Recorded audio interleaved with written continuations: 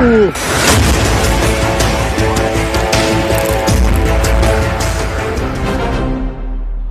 ভোরবেলায় মধ্যপ্রাচ্যের বিভিন্ন দেশের গুরুত্বপূর্ণ স্থাপনায় ভয়াবহ হামলা চালিয়েছে Iran.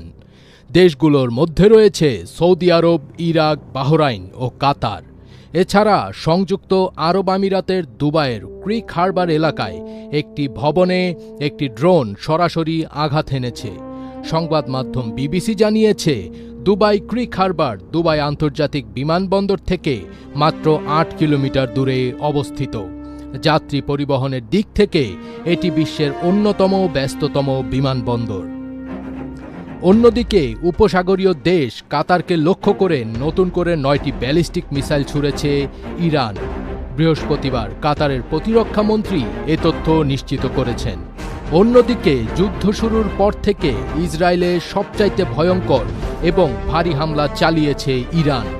Islamic revolutionary guards corps বা আইআরজিসি জানায়, তাদের ট্রু প্রমিস 4 অভিযানের ৩৭তম ঢেউ ছিল এ যাবৎকালের সবচাইতে শক্তিশালী অপারেশন। পবিত্র লাইলাতুল কদর এবং হজরত আলীর শাহাদাত বার্ষিকীর রাতে ইয়া আলী ইবনে আবি তালিব স্লোগান দিয়ে এই হামলা চালানো হয়। টানা ৩ ঘন্টারও বেশি সময় ধরে চলে এই ক্ষেপণাস্ত্র বৃষ্টি। এবার আর যে সে মিসাইল নয়, বরং সবচাইতে ভারী খোররাম শাহর ক্ষেপণাস্ত্র দিয়ে মার্কিন আর ইহুদিবাদী ঘাঁটিগুলোতে একের পর এক আঘাত হানা হয়েছে। এই ভয়াবহ হামলায় তেল আবিবের দক্ষিণে থাকা হায়েলা স্যাটেলাইট কমিউনিকেশন সেন্টার দ্বিতীয়বারের মতো একদম গুঁড়িয়ে দেয়া হয়েছে। বাদ যায়নি বীরশেবা, পশ্চিম জেরুজালেম আর হাইফার সামরিক কেন্দ্রগুলো। এছাড়া এরবিলে থাকা মার্কিন ঘাঁটি আর ওই অঞ্চলের পঞ্চম মেরিন বেসেও ব্যাপক ক্ষয়ক্ষতি হয়েছে।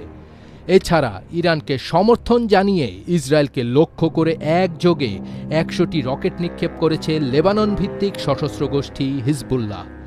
ইসরায়েলি প্রতিরক্ষা বাহিনীর দাবি, রকেটগুলো ইসরায়েলের উত্তরাঞ্চলকে লক্ষ্য করে ছোড়া হয়েছে।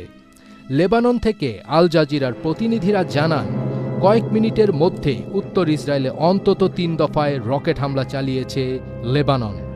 ইরানের সাম্প্রতিক ক্ষেপণাস্ত্র হামলার সাথে একযোগে এই আক্রমণ চালানো হয়। ইসরায়েলি সংবাদ মাধ্যমগুলোর দাবি, ইরান ও হিজবুল্লাহর পক্ষ থেকে অন্তত ১০০টি রকেট ছোড়া হয়েছে। উদ্ভূত পরিস্থিতিতে ইসরায়েলি সেনাবাহিনী নাগরিকদের নিরাপদ আশ্রয়ে যাওয়ার নির্দেশনা দিয়েছে। সব মিলিয়ে ইরানের হামলায় বেশ চাপের মুখেই রয়েছে যুক্তরাষ্ট্র এবং ইসরায়েল। এছাড়া মধ্যপ্রাচ্যের যে দেশগুলোতে যুক্তরাষ্ট্রের সামরিক ঘাঁটি রয়েছে তারাও রয়েছেন বিপাকে।